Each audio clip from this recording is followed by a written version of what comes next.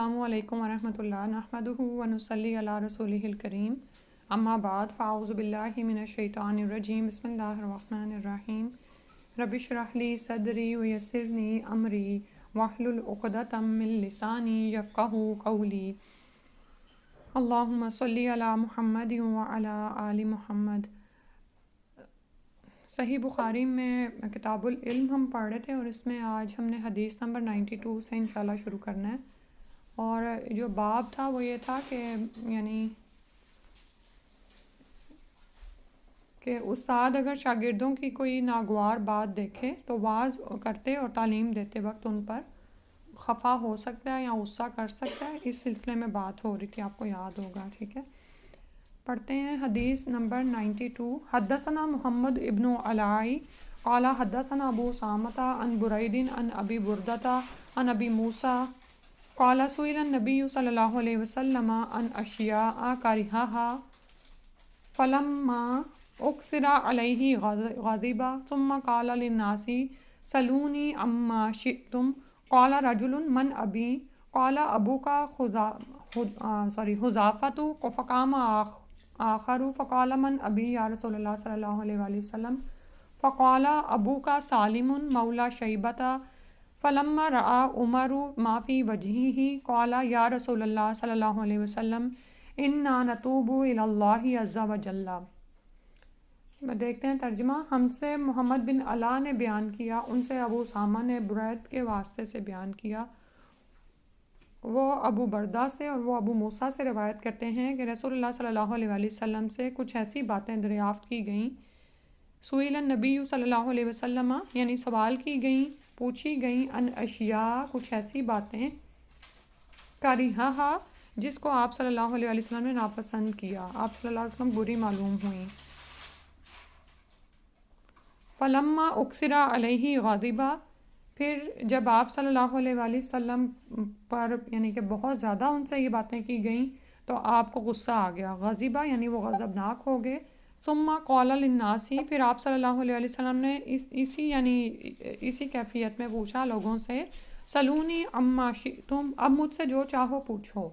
تو ایک آدمی کہنے لگا من ابی، کون ہے میرا باپ؟ تو آپ صلی اللہ علیہ وسلم نے فرمایا تیرا باپ حذافہ ہے۔ فقام آخر، تو پھر دوسرا شخص کھڑا ہو گیا، وہ کہنے لگا من ابی یا رسول اللہ، کہ میرا باپ کون ہے؟ فقالا، تو نبی صلی اللہ علیہ وسلم نے فرمایا ابو کا سالم مولا شیبۃ، اور آپ صلی اللہ علیہ وسلم نے اس کے باپ کا نام بتایا۔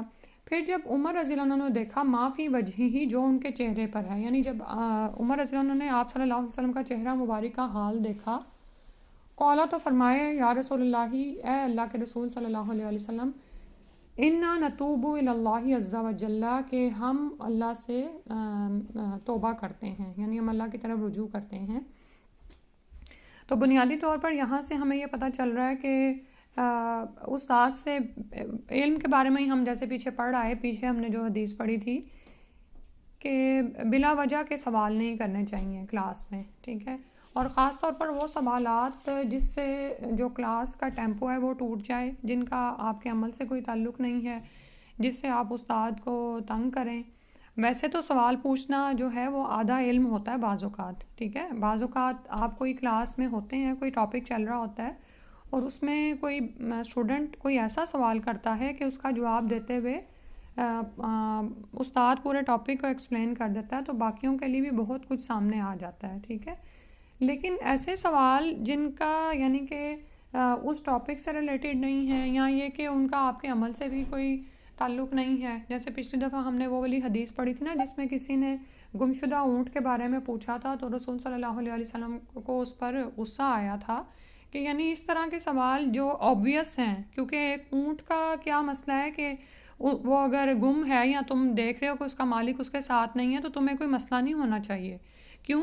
اس لیے کہ اونٹ اپنا کھانا خود کھا سکتا ہے، اگر اسے زمین سے کچھ نہیں ملے گا تو وہ درختوں کے پتوں تک اس کا منہ پہنچ سکتا ہے، وہاں سے کھا لے گا، اور اسی طرح اس کا پانی تو اس کے ساتھ ہے، وہ کتنے دن بغیر پانی کے بھی سفر کر سکتا ہے، زندہ رہ سکتا ہے۔ اور تیسری چیز اس کو کیا چاہیے ہوتا ہے، پروٹیکشن، یا کوئی گھر وغیرہ چاہیے ہے اس کو، تو پروٹیکشن کے لیے اس کا عظیم الجثہ وہ جانور ہے، وہ خود ہی اپنے آپ کو پروٹیکٹ کر سکتا ہے، صحیح ہے۔ تو اس حدیث سے بھی ہمارے لیے سبق کی کیا بات تھی کہ ایسے سوالات جو کہ اوبویس ہوتے ہیں وہ محض لوگوں کو تنگ کرنے کے لیے یا باقی اسٹوڈنٹس کا وقت ضائع کرنے کے لیے نہ کیے جائیں.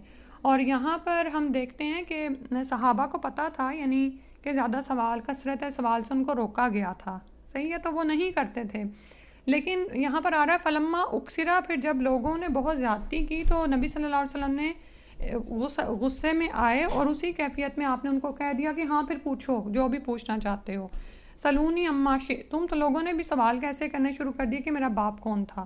کیونکہ لوگوں کے ذہن میں جیسے آج بھی بہت سے لوگ نبی صلی اللہ علیہ وسلم کو غیب نعوذ باللہ حاضر ناظر اور غیب کا عالم مانتے ہیں, تو نبی صلی اللہ علیہ وسلم کے پاس وہی علم تھا جو وحی کے ذریعے ان کو بتایا جاتا تھا. تو اب اگر اس طرح کے سوال لوگ کر رہے تھے کہ میرا باپ کون ہے, اور اگرچہ کہ نبی صلی اللہ علیہ وسلم ان کے باپ کے زمانے میں موجود نہیں تھے, پھر بھی آپ کو وحی کے ذریعے بتا دیا جاتا, تو یعنی کہ بعض اوقات ہو سکتا ہے وہ اس کا باپ اس کو معلوم ہی نہ ہوتا کہ یہ میرا باپ تھا. ٹھیک ہے, تو اس طرح کے سوالات اس کے لیے بھی کتنی شرمندگی کا باعث بنتے اور باقی لوگوں کا وقت ضائع کرنے کا باعث بنتے. ٹھیک ہے, تو ایک نے سوال کیا, پھر دوسرا بھی یہی پوچھنے لگا من نبی یا رسول اللہ صلی اللہ علیہ وآلہ وسلم. تو عمر رضی اللہ عنہ کو آپ یہ دیکھیں کہ وہ پہچان گئے کہ رسول صلی اللہ علیہ وسلم کے اس وقت غصے میں ہیں, تو وہ فوراً کہنے لگے ہم اللہ سے توبہ کرتے ہیں, یعنی کہ جو ہم نے آپ کو تنگ کیا اور جو بلا وجہ کے سوالات کیے اس پر. اور اس میں جو ہمارے سیکھنے کی بات ہے وہ یہ ہے کہ بعض اوقات ہمیں کسی عالم دین کا پتہ چلتا ہے نا, اور وہ ہماری ریچ میں ہوتا ہے, تو ہم کیا کرتے ہیں کہ ہم اس کے وقت کا اس کی بالکل خیال نہیں کرتے ہیں, اور بس ہمیں یہ ہوتا ہے کہ اچھا یہ ہمارے پاس آ گیا, میں اس سے ساری ہر طرح کے سوالات پوچھ لوں. اور آج کل کے بچے جو ہیں جوان, وہ بعض اوقات ایسے سوال کر رہے ہوتے ہیں جو لاکونیات یعنی کہ ایسی چیزوں میں سے ہوتے ہیں جو ابھی وقوع پذیر نہیں ہوئی ہوتی, اور وہ ایسے اس طرح سے سوال کرتے ہیں کہ اگر اچھا یہ ہو جائے تو کیا کریں گے, یہ ہو جائے تو ایسے کریں گے. بھئی جو آپ کی زندگی میں جس کا عمل سے کوئی تعلق ہی نہیں ہے, نہ وہ آپ کو زندگی میں مسئلہ پیش آیا ہے, آپ کیوں ان سوالوں کے پیچھے پڑے ہوئے ہیں, کیوں یہ سوال کر رہے ہیں. اور ایسے کرتے کرتے آپ یہ دیکھیں کہ ہم اپنی زندگی کو اپنے لیے تنگ کر لیتے ہیں. ٹھیک ہے, جیسے سورہ حج میں ہی ہمیں یہ پتہ چلتا ہے نا کہ وہاں پر بھی یہ اس سے روکا گیا, کیونکہ آپ یہ دیکھیں کہ جب اسی طرح جیسے حج کے احکامات ہی نازل ہو رہے تھے نا, تو کوئی شخص پوچھنے لگا کہ یار کیا ہر سال یا رسول اللہ, اور اس نے میرا خیال ہے 3 دفعہ یہ سوال کیا. تو نبی صلی اللہ علیہ وسلم نے فرمایا کہ اگر میں کہہ دیتا ہاں تو تم لوگوں کے لیے کتنا مشکل ہو جاتا. ٹھیک ہے, تو بعض اوقات ابھی ہمیں کوئی مسئلہ ہوتا بھی نہیں ہے تو پھر بھی ہم کوئی بات ایسی کر دیتے ہیں, تو اگر وہ ہم پر لازم کر دی جائے تو ہم خود ہی تکلیف میں پڑ جائیں. تو انشاءاللہ ہم نے جب علم کی راہ پر چلنا ہے تو صبر کو لازم پکڑنا ہے, کیونکہ بہت ساری باتیں اللہ سبحانہ وتعالیٰ خود ہی سجھا دیتے ہیں. اور جب کسی انسان کی علم سیکھنے کی سچی نیت ہوتی ہے نا, اور وہ سمجھ جاتا ہے کہ یہی حق ہے, قرآن ہی حق ہے اور حدیث ہی حق ہے, اور یہ وحی الہی ہی مجھے زندگی میں کامیابی اور ہدایت دینے والی ہے, تو پھر وہ سچائی کی تلاش میں ہوتا ہے, اور سچائی کو تلاش کرنے والا شخص پھر صبر بھی کرتا ہے. ٹھیک ہے, وہ بلا وجہ کے سوال نہیں کرتا, نہ تو دوسروں کے لیے تنگی کا باعث بنتا ہے اور نہ ہی استاد کے لیے, اور اپنی کوشش کو نہیں چھوڑتا, مسلسل علم کا سیکھنا وہ جاری رکھتا ہے.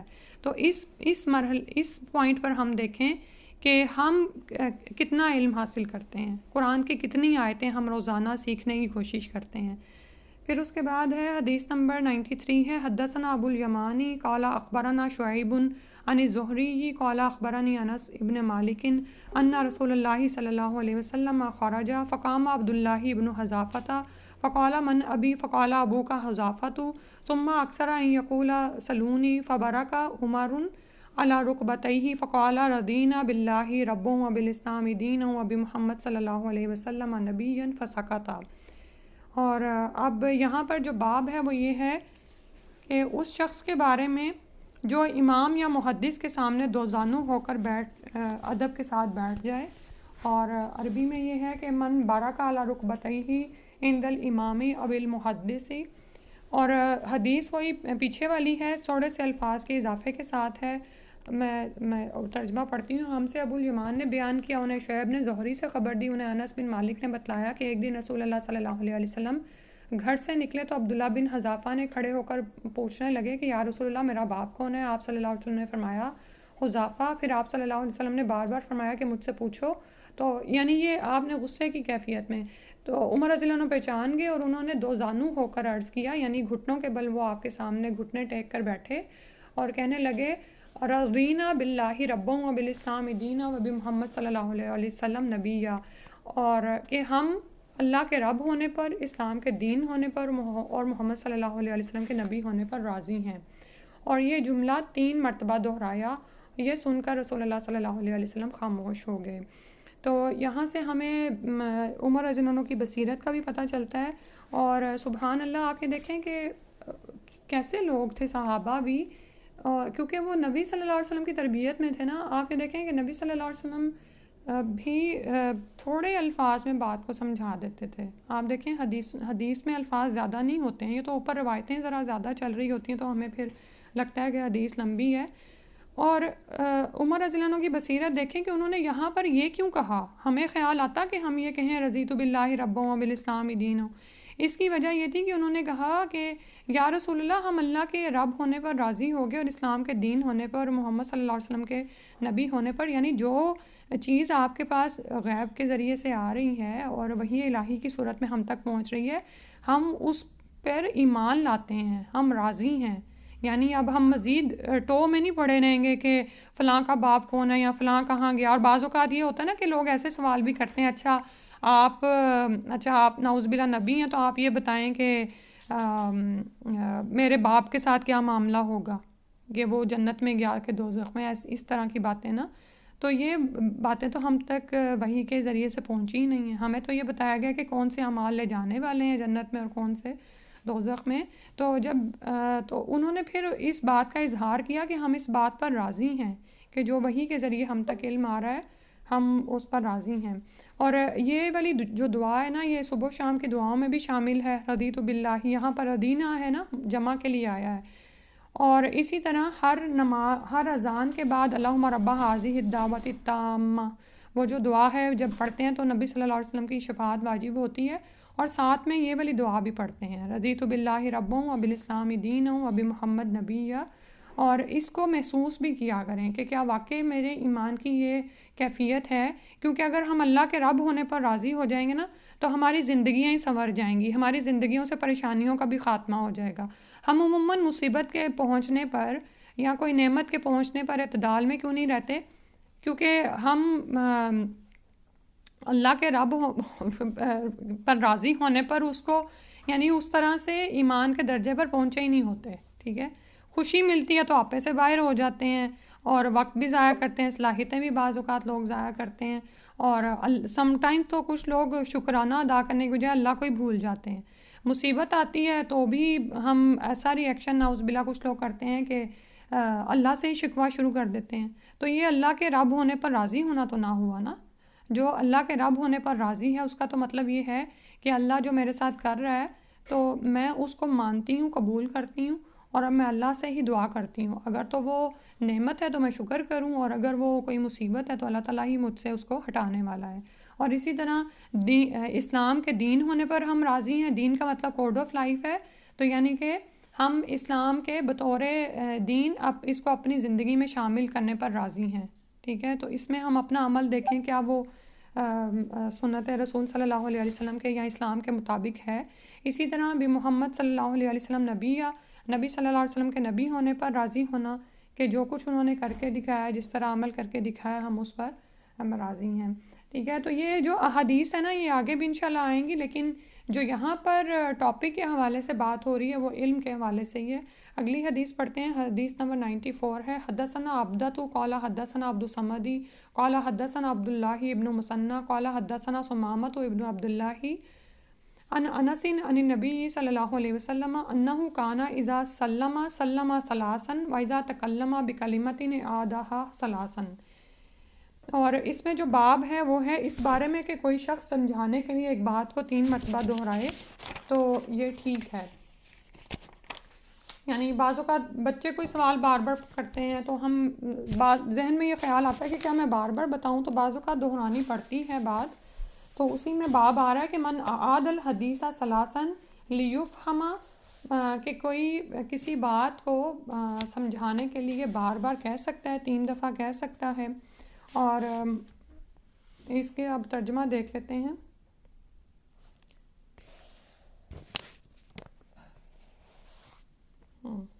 ہم سے عبدہ نے بیان کیا، ان سے عبد الصمد نے، ان سے عبداللہ بن مثنیٰ نے، ان سے ثمامہ بن عبداللہ بن انس نے، اور انس نے بیان کیا نبی کریم صلی اللہ علیہ وسلم سے کہ وہ روایت کرتے ہیں انہو کانا اذا سلمہ کہ جب نبی صلی اللہ علیہ وسلم سلام کرتے تو 3 بار سلام کرتے. وَإِذَا تَكَلَّمَ اور جب کوئی کلمہ ارشاد فرماتے یعنی کوئی بات کرتے، بکلماتن کوئی بات، اعادہا تو اس کو لوٹاتے یعنی دہراتے، ثلاثاً 3 مرتبہ. پھر ہے اگلی حدیث ساتھ ہی دیکھ لیتے ہیں. حدیث نمبر 95 ہے. حدثنا عبدۃ ابن عبد اللہ الصفار حدثنا عبد الصمد قال حدثنا عبد اللہ ابن المثنى قال حدثنا ثمامۃ ابن عبد اللہ عن انس رضی اللہ عنہ عن النبی صلی اللہ علیہ وسلم انہ کان اذا تکلم بکلمۃ اعادہا ثلاثا حتیٰ تفہم عنہ واذا اتی علی قوم فسلم علیہم سلم علیہم ثلاثا. ہم سے عبدہ نے بیان کیا، ان سے عبد الصمد نے، ان سے عبداللہ بن مثنیٰ نے، ان سے ثمامہ بن عبداللہ بن انس نے، انہوں نے انس بن مالک سے، وہ رسول اللہ صلی اللہ علیہ وسلم سے روایت کرتے ہیں کہ جب آپ صلی اللہ علیہ وسلم کوئی کلمہ ارشاد فرماتے تو اس سے 3 بار لوٹاتے یہاں تک کہ خوب سمجھ لیا جاتا. ٹھیک ہے. اور جب کچھ لوگوں کے پاس آپ صلی اللہ علیہ وسلم تشریف لاتے تو انہیں سلام کرتے تو 3 بار سلام کرتے. ٹھیک ہے. اور بعض اوقات ایسے ہوتا ہے نا کہ آپ کسی کو سلام کرتے ہیں اور جواب نہیں آتا تو ہم خود ہی اپنے اندر نا بدگمان ہو جاتے ہیں اور یہ بھی نہیں سوچتے کہ میں بھی وہ بہت مصروف ہو، کسی کام میں ہو اور اس نے سنا ہی نہ ہو، یا کسی خیالوں میں ہو اور اس نے سنا ہی نہ ہو. تو 3 دفعہ دہرانے میں بھی کوئی حرج نہیں ہے. اسی طرح اگر علم دیتے ہوئے اگر کوئی بات 3 دفعہ رپیٹ کرنی پڑے تو سمجھانے کے لیے وہ بھی کیا جا سکتا ہے. صحیح ہے. اور اس میں یہ بات یاد رکھیں کہ 3 دفعہ کرنے کا مطلب یہ نہیں ہے کہ پہلی دفعہ آپ نے ٹون جو رکھی تھی سیکنڈ ٹائم اس کو بدل ہی دیں، کیونکہ نبی صلی اللہ علیہ وسلم سے ہمیں یہ بھی ملتا ہے کہ آپ کی ٹون بھی چینج نہیں ہوتی تھی. یعنی یہ نہیں تھا کہ آپ اگر بات کو 2-3 دفعہ دہراتے تھے تو دوسری تیسری دفعہ آپ کی اس میں غصہ شامل ہو جاتا تھا، بلکہ جیسے ایک دفعہ افطار کا وقت ہو چلا تھا تو آپ صلی اللہ علیہ وسلم نے کہا کہ اٹھو ستو گھولو، اور صحابی کہہ رہے تھے کہ ابھی سورج نیچے نہیں گیا، تو نبی صلی اللہ علیہ وسلم کے الفاظ سیم ہی تھے، اٹھو اور ستو گھولو، یعنی کہ بار بار ایک ہی بات کو رپیٹ کیا. تو اس میں اپنی زندگی میں دیکھیں کہ اگر ہمارے ساتھ ایسے کبھی ہوتا ہے نا کہ بچہ ہماری بات نہیں سنتا اور ہمیں بات رپیٹ کرنی پڑتی ہے، جیسے ہم اسپیشلی نمازوں کے وقت تو ہم شاید حق سمجھ رہے ہوتے ہیں کہ اب اگر نہیں اٹھے ہیں تو پھر سیکنڈ ٹائم ہی ہماری ٹون چینج ہو جاتی ہے، اور 3rd ٹائم تو ویسے ہی پھر غصے سے آواز شاید پھٹنا بھی شروع ہو جائے.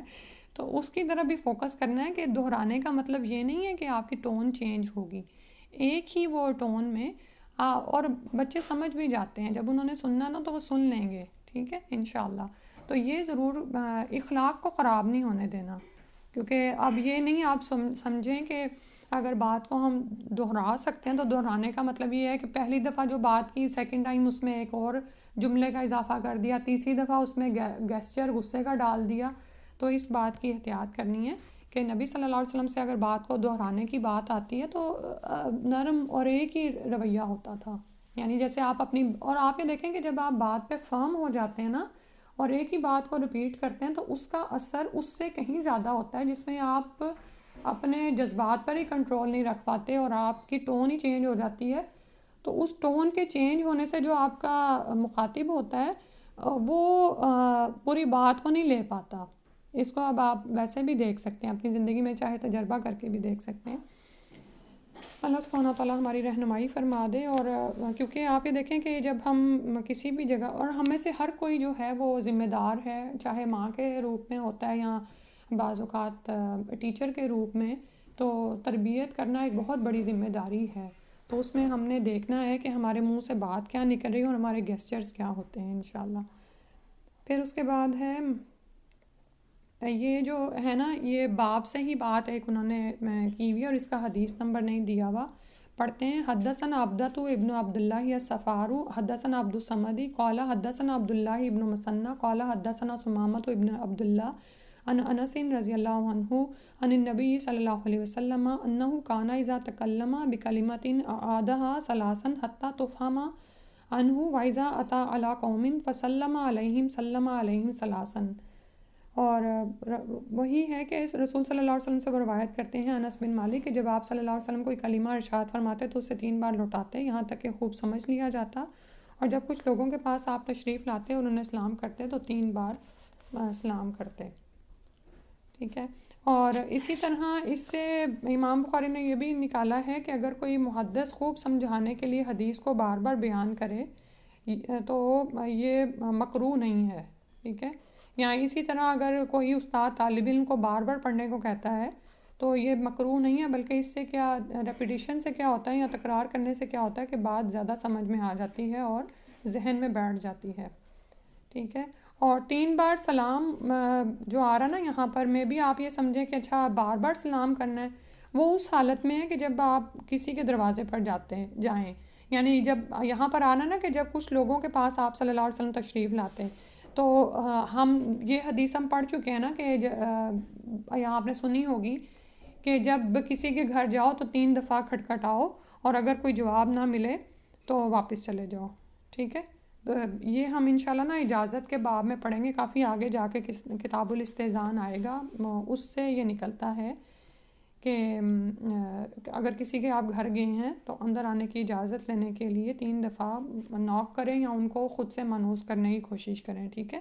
ادروائز آپ صلی اللہ علیہ وسلم کی عادت یہ ثابت نہیں ہے ہر دفعہ ہی کہ ہر مسلمان کو آپ 3 بار سلام کرتے تھے، ٹھیک ہے۔ اور ایک اور جو میرے پاس ایک چیز لکھی آ رہی ہے وہ بھی میں انشاءاللہ پڑھ دوں، جس سے ہمیں پتہ چلتا ہے کہ رسول صلی اللہ علیہ وسلم بعض اوقات سمجھانے کے لیے 3 بار بات کرتے تھے، ٹھیک ہے۔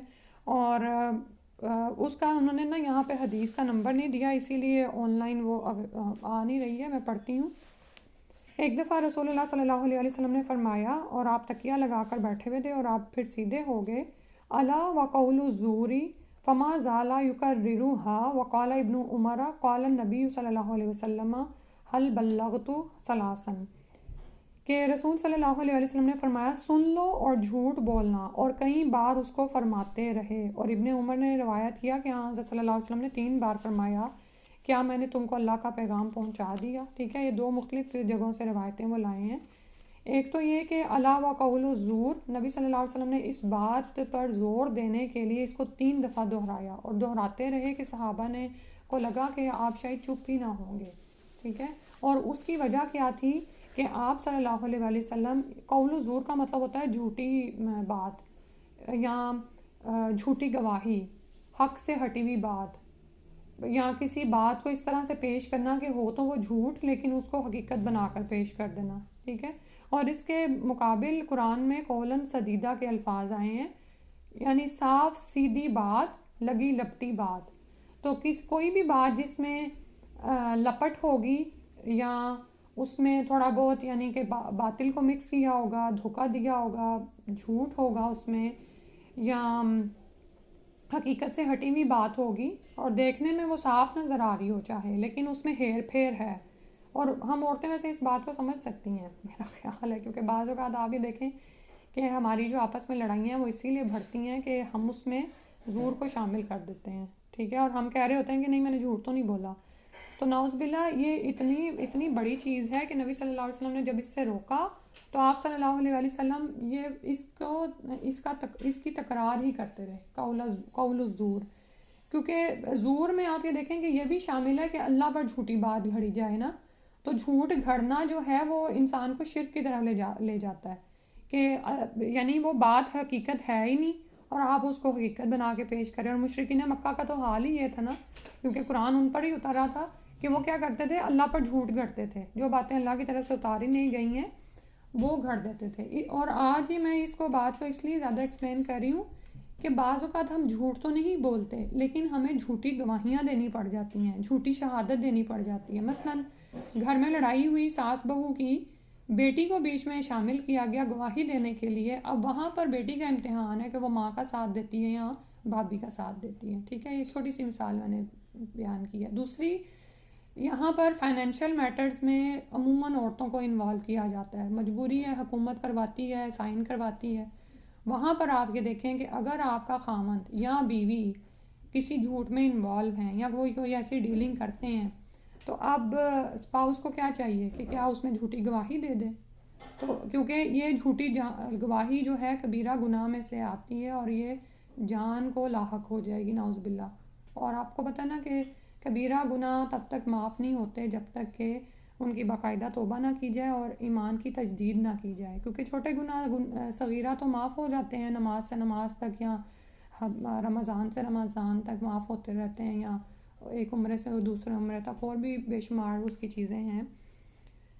تو خیر بتانے کی بات یہ ہے کہ تکرار سے بات کو سمجھایا جائے تو بات ذہن میں بیٹھ جاتی ہے. تو آپ میں سے جو بھی ٹیچر ہیں، جو بھی ماؤں کے درجے پر ہیں، جب تربیت کرنے لگیں تو بے صبرے نہیں ہونا انشاءاللہ. ہاں اپنی بات کو آپ ریپیٹ کر سکتے ہیں اسی ٹون میں. اگلی حدیث پڑھتے ہیں. حدیث نمبر 96 ہے. حدثنا مسدد قال حدثنا ابو عوانۃ عن ابی بشر عن یوسف ابن ماحقہ عن عبداللہ ابن عمر کے آگے جب واو لگا ہوتا ہے نا تو اس کو عمر یا وہ نہیں پڑھیں گے، واو ہوتا ہے اس کو وہ واو سائلنٹ کر دیتا ہے اور عین کو زبر دے دیتا ہے، ٹھیک ہے. عمر پڑھیں گے. قال تخلف رسول اللہ صلی اللہ علیہ وسلم فی سفر سافرناہ فادرکنا وقد ارحقنا الصلاۃ صلاۃ العصر ونحن نتودع فجعلنا نمسح علی ارجلنا فنادى بأعلى صوته ویل للعقاب من النار مرتين او ثلاثا. اور باب اس کا وہی ہے کہ اگر کوئی شخص سمجھانے کے لیے بات کو 3 مرتبہ دہرائے، اور اس سے ملتی جلتی حدیث پیچھے گزر چکی ہے جس میں نبی صلی اللہ علیہ وسلم نے اونچی آواز میں صحابہ کو کہا تھا کہ یعنی آگ کے عذاب سے ان ایڑیوں کی خرابی ہے، ٹھیک ہے. تو اس وہاں پر یہ حدیث کیوں لائی گئی تھی کہ علم دینے کے لیے آپ اونچی آواز میں بھی بات کر سکتے ہیں. تو وہ ٹیچرز کے لیے خاص طور پہ آسانی ہوگی نا. بعض اوقات بندہ یہ کہتا ہے یار یہ آج تو کچھ زیادہ ہی غصہ شو کر دیا یا آواز ایسے نکل گئی، تو غصے میں نہیں، وہ تو آپ نے ایک جذبات پر اپنے قابو رکھیں. لیکن بعض اوقات ہوتا ہے کہ ساری کلاس کو چپ کروانے کے لیے یا دور تک اپنی بات پہنچانے کے لیے یا ایٹ دا اسپاٹ فوراً رہنمائی کرنے کے لیے آپ کو اپنی آواز اونچی کرنی پڑتی ہے، ٹھیک ہے. کیونکہ معاملہ ایسا ہوتا ہے کہ اگر آپ دیر لگائیں گے، آہستہ بولیں گے، ایک ایک کو بتائیں گے، تو تب تک وہ کام گزر چکا ہوگا. اس کا ترجمہ دیکھ لیتے ہیں پھر سمجھ آئے گی. اور بھی کہ ایک سفر میں رسول اللہ صلی اللہ علیہ وسلم ہم سے پیچھے رہ گئے، پھر آپ صلی اللہ علیہ وسلم ہمارے قریب پہنچے تو عصر کی نماز کا وقت ہو چکا تھا یا تنگ ہو گیا تو، اور ہم وضو کر رہے تھے. ہم اپنے پیروں پر پانی کا ہاتھ پھیرنے لگے. سوکس نہیں تھی پہنی ہوئی، ٹھیک ہے، ڈائریکٹ پاؤں پہ مسح کر رہے ہیں. تو آپ صلی اللہ علیہ وسلم نے بلند آواز سے فرمایا کہ آگ کے عذاب سے ان ایڑیوں کی جو خشک رہ جائیں خرابی ہے. یہ 2 مرتبہ فرمایا یا 3 مرتبہ، ٹھیک ہے. آپ نے کبھی بچوں کو دیکھا ہوگا تیزی میں یہی کرتے ہیں کہ پانی پکڑا ادھر سے، اور یہ تو وہ زمانہ نا جس میں نل نہیں تھے ہوتے، تو پانی جیسے بھی وہ لیتے تھے کسی حوض یا چشمے سے یا کسی مشک وغیرہ سے، تو تھوڑا سا پانی لیا اور اس کو مل رہے ہوں گے کہ جلدی کام ہو جائے، ٹھیک ہے. تو آپ صلی اللہ علیہ وسلم ان کے بعد پہنچے ہیں اور عصر کی نماز کا وقت تنگ ہو گیا تھا، یعنی کہ ختم ہونے کے قریب تھا. تو اب نماز کے لیے تو طہارت شرط ہے نا. تو اب اگر آپ صلی اللہ علیہ وسلم ان کو نہیں روکتے اور پھر وہ نماز کے لیے کھڑے ہو جاتے تو نماز ہی ادا نہ ہوتی کیونکہ اس کی شرط پوری نہ ہوتی. تو آپ صلی اللہ علیہ وسلم نے پھر بلند آواز سے پکارا اور 2-3 مرتبہ، تاکہ سارے سن لیں اور سمجھ لیں اور چوکنے ہو جائیں، ٹھیک ہے.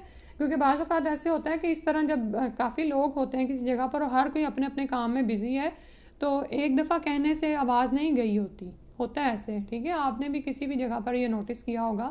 تو وہاں پر پریشان نہ ہو جایا کریں اور یہ کہ نہیں یہ لوگ تو میری بات ہی نہیں سنتے ہیں اور بندہ ایسے بھی خیالات ذہن میں آتے ہیں نا. تو وہ 2-3 دفعہ اپنی بات کو انسان رپیٹ کر دے.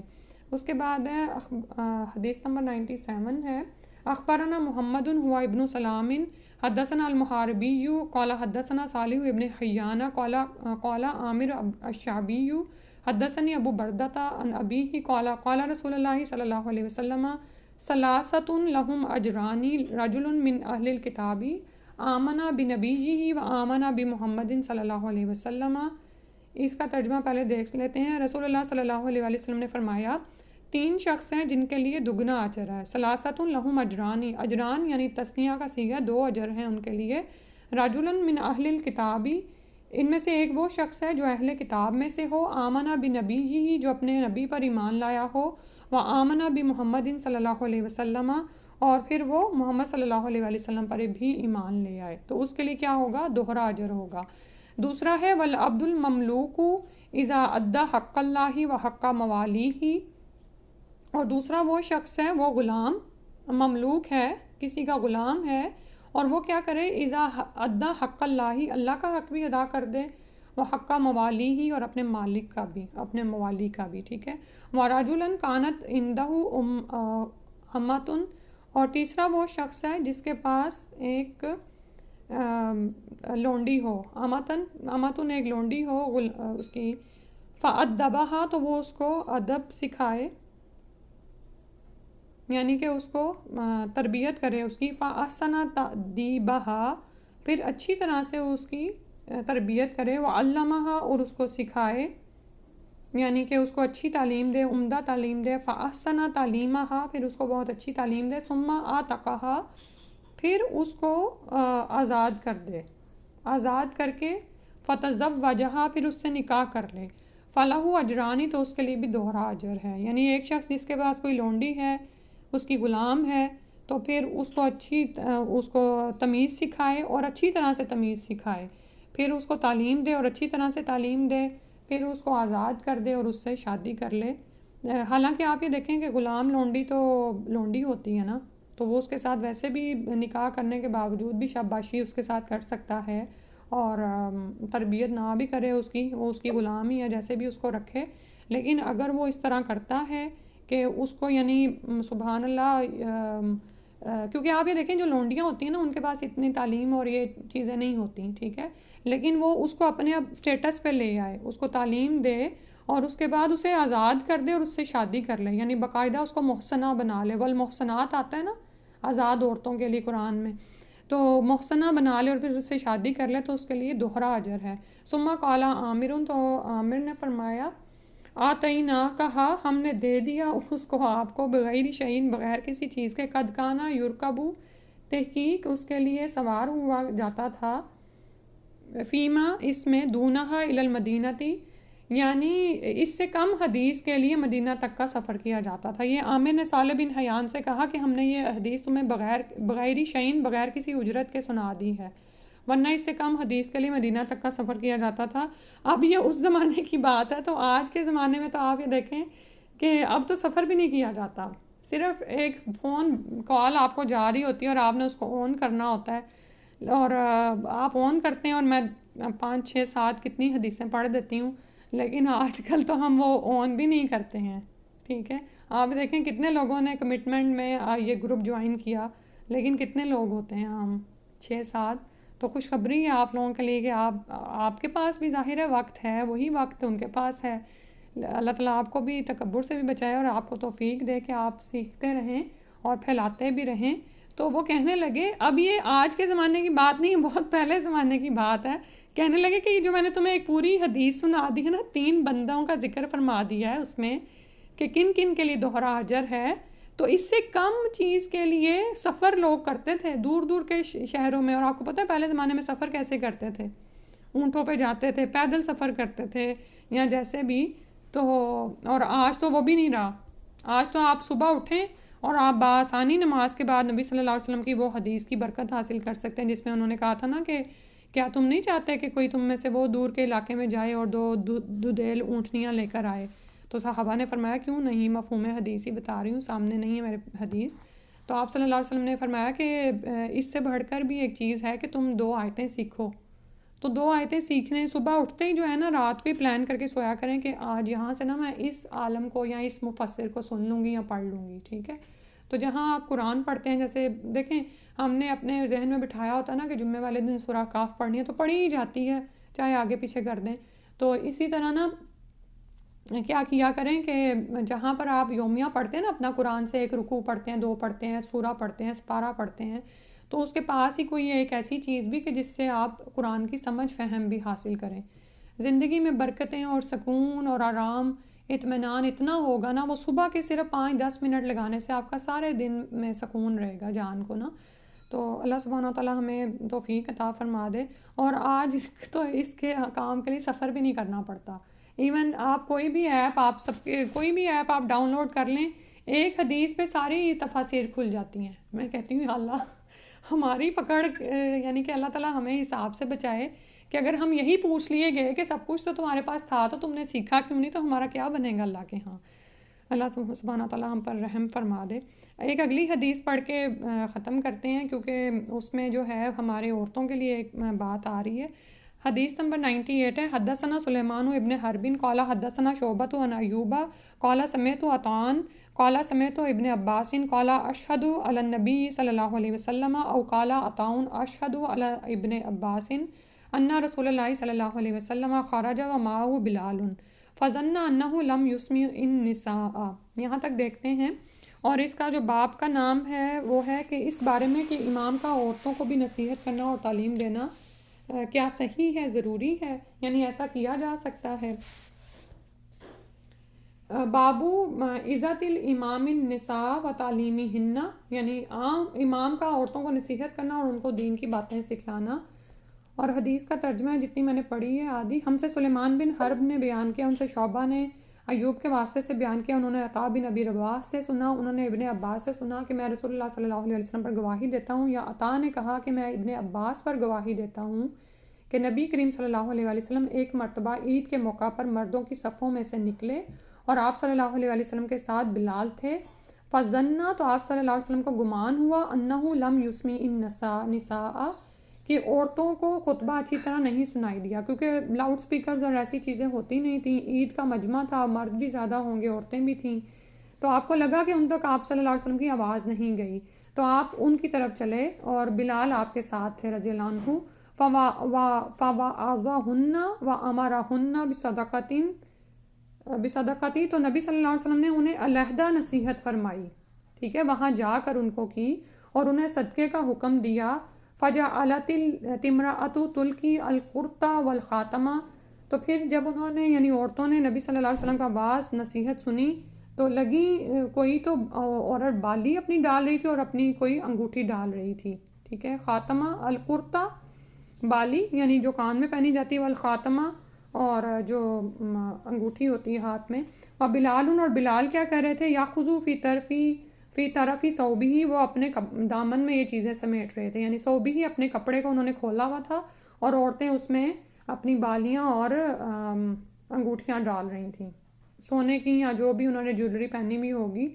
اور یہ کہ وہ عید والے دن تیار ہو کے یعنی کہ جویلری پہن کے آتی تھی، کیونکہ عورتوں کو زیور پہننے سے منع نہیں کیا گیا، اس کے زینت کے اظہار سے منع کیا گیا ہے، ٹھیک ہے، وہ بھی باہر، گھر کے محرم کے لیے تو جائز ہے. تو اس میں کیا ہے کہ اس حدیث کو اسماعیل بن علیہ نے ایوب سے روایت کیا، انہوں نے عطا سے، ابن عباس نے یوں کہا عن ابن عباس اشہد علی النبی صلی اللہ علیہ وسلم، کہ میں نبی صلی اللہ علیہ وسلم پر گواہی دیتا ہوں، یعنی یہ شک نہیں ہے کہ ایسا ہی ہوا تھا. تو پھر اس حدیث سے ہمیں کیا پتہ چلتا ہے کہ عورتوں کو الگ سے واعظ دینے کے لیے امام جا سکتا ہے. یعنی ذہن میں یہ کیونکہ سوال پیدا ہوتا ہے نا کہ محرم نامحرم، تو پھر اس کے لیے باقاعدہ ارینجمنٹس ہو سکتے ہیں کہ آپ کو اگر لگے کہ جہاں پر مردوں کو خطبہ دیا جا رہا ہے وہاں سے آواز عورتوں تک نہیں گئی، تو پھر ان کو الگ سے بھی واعظ و نصیحت کیا جا سکتا ہے. جیسے پہلے بھی ہم نے پڑھا تھا کہ آپ صلی اللہ علیہ وسلم نے عورتوں کے لیے بھی ایک خاص دن رکھا ہوا تھا اور عورتوں کے کہنے پر رکھا ہوا تھا، یعنی وہ بھی علم حاصل کرنے کی شوقین تھیں. اور آپ یہ دیکھیں کہ جب امام خود آ کر آپ اس کے منہ سے بات سنتے ہیں، اور یہ تو نبی صلی اللہ علیہ وسلم نے نا، اور ادھر انہوں نے فرمایا امرہن بصدقتی، اور ادھر وہ صدقہ کرنے لگیں. تو اس میں آپ یہ دیکھیں کہ ہم اپنا صدقہ کرنا دیکھیں. اب یہ کسی نے سونے کی بالی پہنی ہوگی اور کسی نے انگوٹھی، اور پھر یہ کہ مکنز کی نا، یعنی عرب عورتوں کی وہ بھی پتہ چلتی ہے، آنرشپ بھی، کیونکہ ہم نے تو جو یوزلی سونا پہنا ہوتا ہے نا اس کے بارے میں ہمیں پتہ ہی نہیں ہوتا کہ یہ میرا ہے، میرا ذاتی ہے، کیا میں صدقہ کر سکتی ہوں کہ نہیں. صحیح کہہ رہی ہوں نا؟ میں تو پہلے یہ سوال سوچتا ہے کہ خاوند سے پوچھوں کہ کیا کروں، ٹھیک ہے. یعنی کہ ہم نے یہ بھی علم حاصل نہیں کیا کہ کون سا مال میرا ہے اور کون سا میرے خاوند کا ہے، کون سا میں پیچھے سے باپ سے لائی ہوں تو وہ میری ملکیت میں آتا ہے اور میں اس کو صدقے میں ٹھیک ہے کسی حد تک انفارم کرنا یا خاوند کو پتہ ہونا چاہیے تو لیکن یہ ہے کہ جو آپ کا مال ہے اس میں آپ کس طرح سے تصریف کر سکتی ہیں یہ بھی پتہ ہونا چاہیے، خاوند کے مال میں کس حد تک کر سکتی ہیں، آپ کی باہمی کمیونیکیشن ایسی ہونی چاہیے کہ آپ کو پتہ ہو کہ کس حد تک صدقہ کرنے کی خاوند اجازت دیتا ہے. ٹھیک ہے، تو یہیں تک کہ انشاءاللہ ختم کرتے ہیں. اللہ سبحانہ و تعالیٰ ہمیں بھی علم حاصل کرنے کی، اس کے مطابق عمل کرنے کی اور اپنی زندگی کو سنوارنے کی توفیق عطا فرما دے. آمین. اللہم صلی وسلم وبارک علی محمد. سبحانک اللہم و بحمدک اشہد ان لا الہ الا انت استغفرک و اتوب الیک.